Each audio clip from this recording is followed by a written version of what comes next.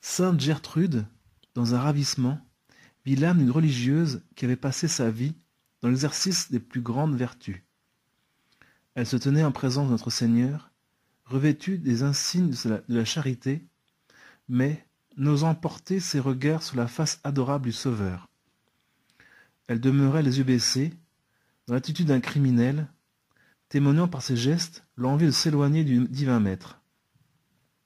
Gertrude, étonnée d'une conduite aussi étrange, voulut en connaître la raison. « Dieu de bonté, dit-elle, pourquoi ne recevez-vous pas cette âme auprès de vous ?» À ces mots, notre Seigneur étendit les bras avec amour, comme pour attirer cette âme vers lui. Mais celle-ci s'en alla dans une respectueuse humilité.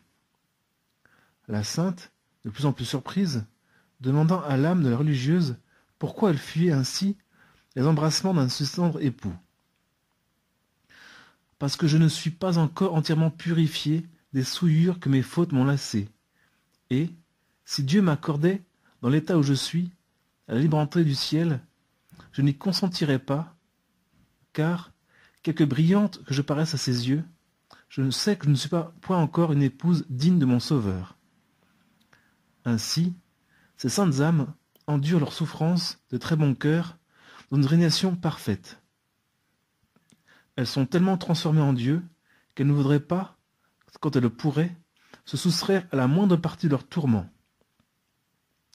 Elles les acceptent avec une joie qui grandit toujours à mesure qu'elles se rapprochent du terme de leur expiation.